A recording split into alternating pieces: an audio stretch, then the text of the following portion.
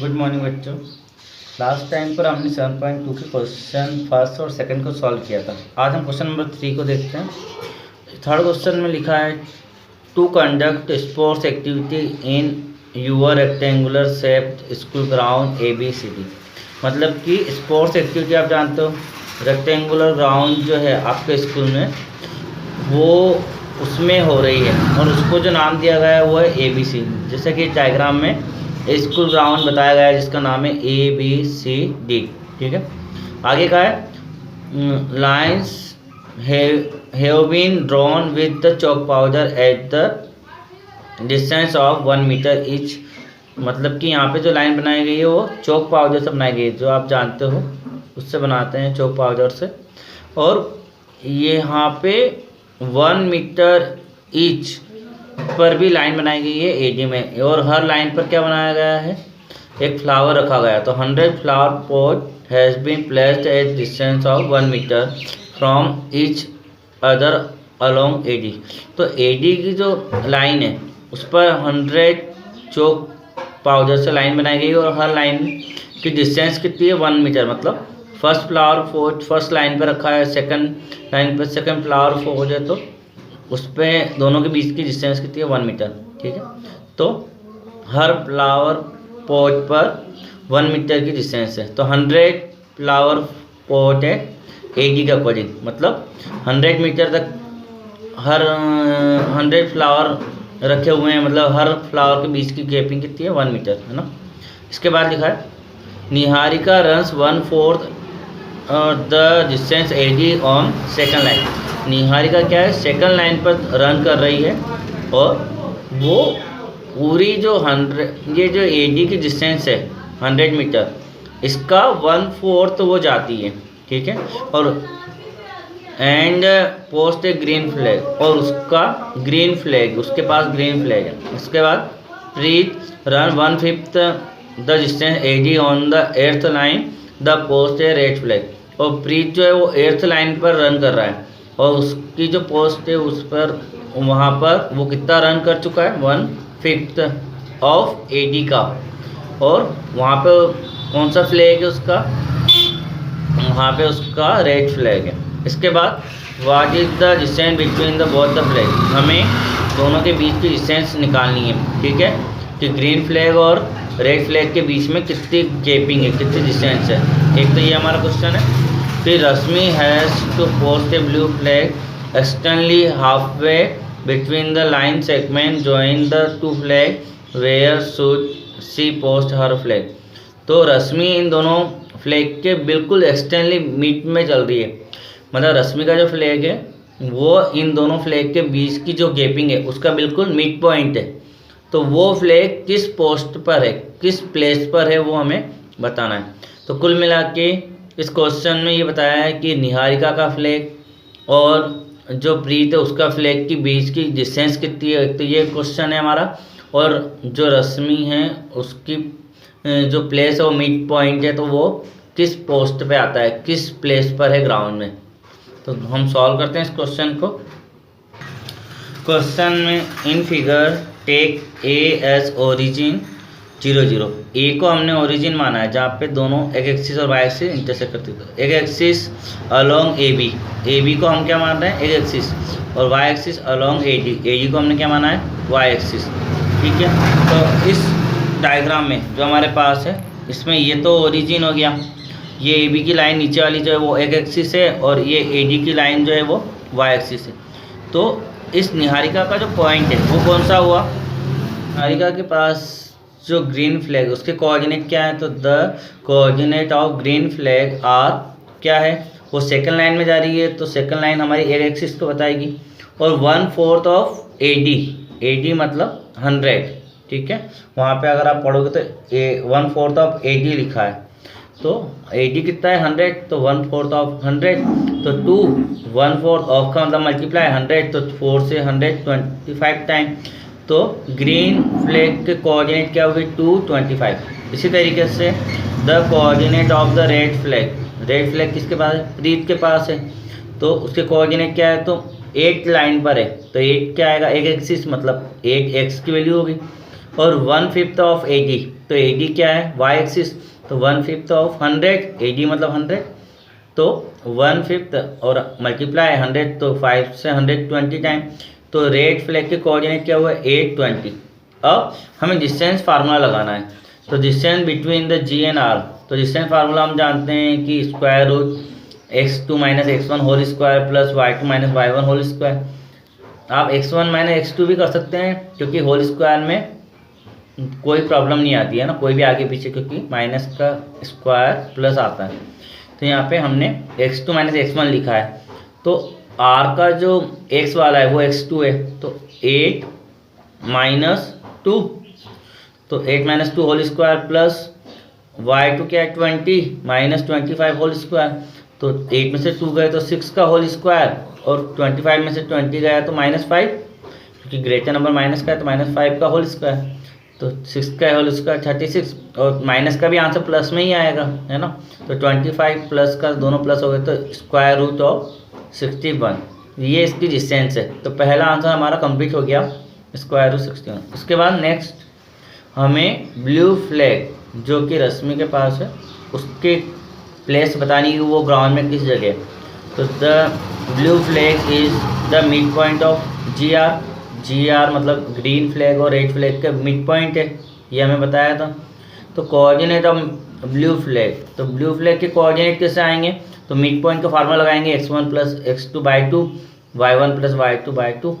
तो x1 क्या है हमारा 2 है, और x2 क्या है 8 है, तो 2 + 8/2, और y1 हमारा 25 और 20, तो 25 + 20/2, तो यहाँ पर 10/2 और 45/2, तो 5 एंड 22.5, ये हमारा आंसर हुआ। तो 5 किसका आंसर है, x का, मतलब लाइन कौन सी हुई, 5th लाइन पर जा रही है, और AD के अकॉर्डिंग कहाँ है 22.5 पर है, ठीक है। तो हमें इसका मतलब जो हुआ, it means the blue flag is the 5th line, and 5th line पर है, and at the distance of 22.5 metre along AD, और AD के अकॉर्डिंग कहाँ है वो 22.5 मीटर पर। तो ये कंप्लीट हो गया, हमारा सेकंड आंसर भी आ गया कि हमने ब्लू फ्लैग की वो बता दी प्लेस। तो therefore distance GR = square root 61 metre, and blue flag is in 5th line at the distance of 22.5, ठीक है। तो क्वेश्चन नंबर 4 यहाँ पर है, find the ratio in which the line segment joining the point -3 10 and 6 - 8 is divided by -1 6। तो यहाँ पे हमें फाइंड द रेशो फाइंड करना है कि A और B जो पॉइंट है इनको कनेक्ट करने वाले दोनों से जो बनने वाला जो लाइन सेगमेंट है उसको, ये जो पॉइंट है ये बीच में आएगा, बीच में कहीं पर भी हो सकता है ना, तो वो उस लाइन सेगमेंट को किस रेशो में डिवाइड कर रहा है वो हमें निकालना है। तो सॉल्व करते हैं हम क्वेश्चन नंबर 4 को। क्वेश्चन नंबर 4 में हम सबसे पहले तो रेशो को मान लेंगे, तो let the require ratio be k/1, हमने रेशो को k/1 माना है, ठीक है। बाय सेक्शन फार्मूला, हम सेक्शन फार्मूला सॉल्व करें तो हमारा क्वेश्चन क्या है कि यहाँ पर एक पॉइंट A है और एक पॉइंट B है, इन A पॉइंट जो -3 10 है और B जो 6 और -8 है, इनको ज्वाइन करने वाला ये जो लाइन सेगमेंट बना, इसको एक पॉइंट P जो है जिसकी वैल्यू -1 और 6 है, ये इसको किस रेशो में डिवाइड करता है, इस पूरे लाइन सेगमेंट को किस रेशो में डिवाइड करता है। तो P हमने सेंटर में नहीं माना है ना, वो हमने ऐसी प्लेस पर माना है कि हमें ये रेशो फाइंड करना है, एक तो K और एक 1, ये रेशो हमें फाइंड करना है। तो हमें पता है A को हम क्या मानेंगे x1 y1, B को हम क्या मानेंगे x2 y2, और P जो हमारा बिटवीन पॉइंट है, बिटवीन मतलब जो कहीं पर भी बीच में आ सकता है ना, बिल्कुल सेंटर का पॉइंट नहीं है, मिड पॉइंट दिया नहीं है, सिर्फ का बिटवीन है, तो इसको हमने x और y कोऑर्डिनेट माना है, और रेशो हमारा K और 1 है तो इसको हमने m1 और m2 माना है।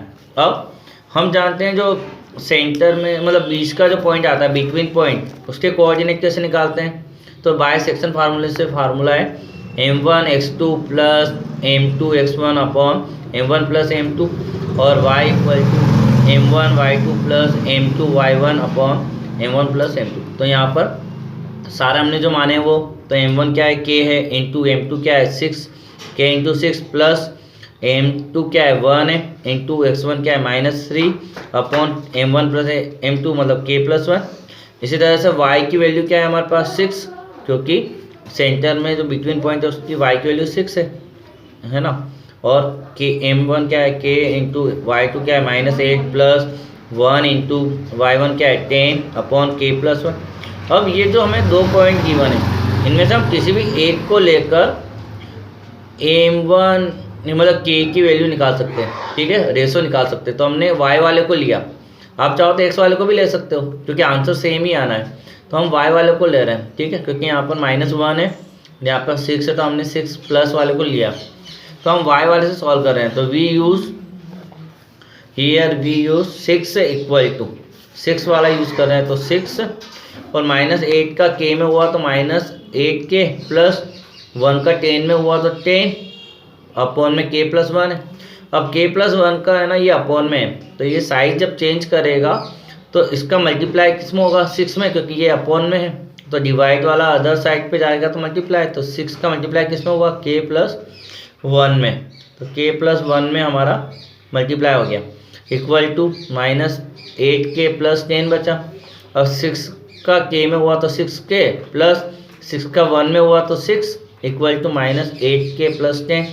अब k हमने वन साइड ले लिया और नंबर वन साइड, तो 6k यहीं रहा, और उधर का राइट साइड में जो k है वो इधर आएगा, तो -8k का क्या बनेगा +8k इक्वल उधर 10 पहले से, और इधर के 6 उधर जाएंगे तो प्लस के, तो उधर जाके क्या बनेंगे -6, तो 14, क्योंकि 6 और 8 क्या हुआ 14k, और 10 में से 6 गया तो 4, तो k इक्वल टू क्या आया 4/14, क्योंकि ये मल्टीप्लाई में है तो ये अपॉन में जाएगा। फिर हम इसको 2 से कट करेंगे, तो 2 जा 4 और 2 7 जा 14, तो 2/7, तो k के अपॉन में हमने 1 मान लिया, तो k/1 इक्वल टू क्या आया 2/7। तो हमारा जो रिक्वायर्ड रेशो था वो आंसर आ चुका है, तो therefore the required ratio is 2/7। तो ये हमारा क्वेश्चन कंप्लीट हो गया है। नेक्स्ट क्वेश्चन देखते हैं। क्वेश्चन नंबर 5 हमारे पास है, find the ratio which the line segment joining A1 - 5 and B-4 5 is divided by the x axis. मतलब वो रेशो फाइंड करो, हमारा क्वेश्चन क्या है, वो रेशो फाइंड करो जो इन दोनों ए और बी को ज्वाइन करने वाला जो लाइन है वो डिवाइड हो जाए एक एक्सिस से, ठीक है। तो एक एक्सिस से जिससे डिवाइड होगा, एक एक्सिस जो है वो पूरे लाइन सेगमेंट को डिवाइड करेगी, तो हमें रेशो निकालना है। उसके अलावा also find the coordinate of the point of division, और हमें उस पॉइंट के कोऑर्डिनेट निकालने जो इन लाइन सेगमेंट को डिवाइड कर रहा है, ठीक है। तो सॉल्व करते हैं उसको। तो हमारे इस क्वेश्चन में लगभग इस तरीके से कहा है कि एक पॉइंट आपका यहाँ पे है और बी पॉइंट वहाँ पर है, और ए और बी से जो लाइन सेगमेंट बन रहा है उसको ये एक एक्सिस जो है वो डिवाइड कर रही थी। यहाँ का जो पॉइंट है एक एक्सिस का ऑन द एक्सिस वो है हमारा पी।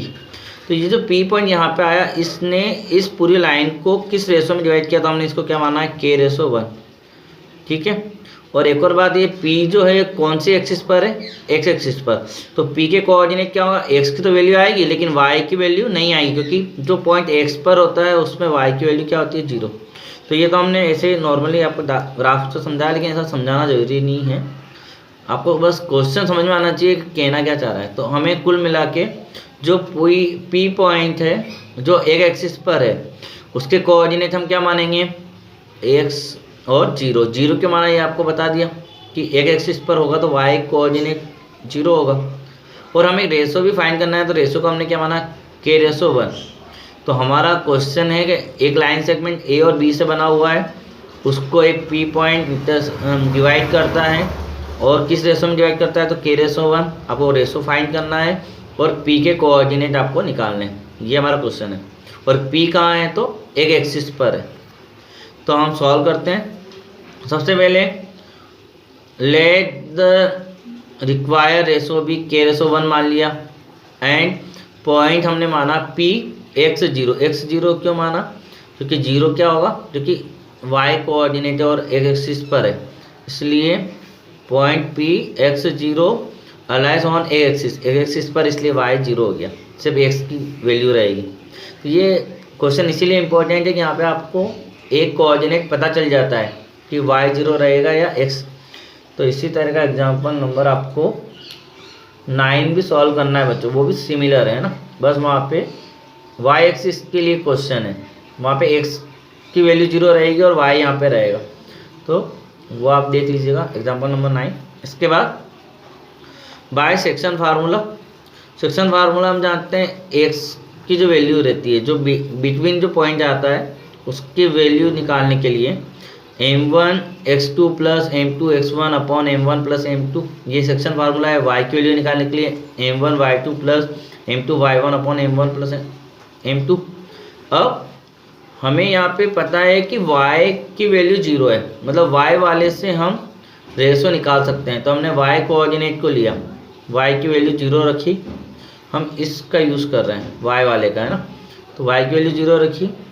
फिर m1 क्या है k इंटू y2 क्या है 5 प्लस m2 क्या है 1 इंटू y1 क्या है -5, तो -5 रखा अपॉन k प्लस 1, तो 5 का k में तो 5k प्लस माइनस क्या होगा माइनस हो जाएगा, तो -5 का 1 में तो 5 अपॉन k प्लस 1, और ये y की वैल्यू 0 है क्योंकि हमें कोऑर्डिनेट y का पता है 0, तो हम यहाँ से k की वैल्यू निकालेंगे। तो यहाँ पर y इक्वल टू 0 हो गया, 5k minus 5 upon k plus 1 आया था। तो ये k प्लस 1 जो है ये अपॉन में डिवाइड में, तो ये क्रॉस मल्टीप्लाई में 0 के साथ जाएगा, तो 0 into k plus 1 equal to 5k minus 5, तो 0 का मल्टीप्लाई किसी भी नंबर में करो 0 हो जाता है, तो 0 इक्वल टू 5k माइनस 5। तो ये 5 माइनस का ये इधर आके क्या हुआ प्लस, तो 0 प्लस 5 इक्वल टू 5k, तो 0 में 5 जोड़ेंगे तो 5 इक्वल टू 5k। k की वैल्यू निकालनी, तो k के साथ जो 5 है वो कहाँ जाएगा अपॉन में, तो 5 अपॉन 5, तो k इक्वल टू क्या आया 1। तो आपका जो रिक्वायर्ड रेशो था, पहला आंसर तो आ गया आपका रिक्वायर्ड रेशो 1। नेक्स्ट इसी का एक और पार्ट है कि हमें कोऑर्डिनेट फाइंड करना है, सॉल्व करते हैं। तो हमें coordinate of point of division याद करना है, मतलब उसके कोऑर्डिनेट पता करना है जो डिवाइड कर रहा है। तो वो पॉइंट हमारा कौन सा था P, और P के कोऑर्डिनेट क्या माने थे हमने x 0, मतलब 0 तो हमें पता है, x की वैल्यू निकालनी है। तो हमें बाय सेक्शन फार्मूले से पता है कि फार्मूला क्या है, तो m1 x2 plus m2 x1 upon m1 plus m2, और y की वैल्यू के लिए m1 y2 plus m2 y1 upon m1 plus m2। अब y की वैल्यू तो हमें पता है 0 है, तो y की वैल्यू तो 0 लिख देंगे हम, ठीक है। लेकिन x की वैल्यू जो है वहाँ पर, और ये y की वैल्यू 0 क्यों है, क्योंकि पॉइंट P जो है ऑन द एक एक्सिस है, इसलिए हमारा y 0 हो गया। और x की वैल्यू के लिए हम वैल्यू रखेंगे, तो m1 क्या था k इंटू x2 क्या था -4 plus 1 into 1 upon k plus 1, तो -4 का k में मल्टीप्लाई हुआ, तो -4k plus 1 upon k plus 1 equal to x की वैल्यू निकालनी है। अब यहाँ पर हम k की वैल्यू को पुट करेंगे, क्योंकि k का रेशो हमें पता है कि k इक्वल टू हमारा आंसर आया था 1, तो k -4 इंटू 1 हो जाएगा प्लस 1 प्लस 1, तो यहाँ पे y की वैल्यू तो 0 है, तो यहाँ पर x इक्वल टू क्या आया k का इंटू 1 में, मतलब -4 का इंटू 1 में, तो -4 प्लस 1 बाई 2, 1 प्लस 1 2, तो -4 से 1 गया तो माइनस का 3 बाई 2, y इक्वल टू 0, तो -3 बाई 2, मतलब कि हमारा जो आंसर है final answer therefore the required ratio तो 1:1 होगा। और पॉइंट ऑफ डिवीजन जो था हमारा x की वैल्यू आ गई, तो x की वैल्यू रखें, y की वैल्यू 0 है, तो p -3/2 0। तो ये हमारा क्वेश्चन कंप्लीट हो गया। तो नेक्स्ट क्वेश्चन हम अगले वीडियो में डिस्कस करेंगे।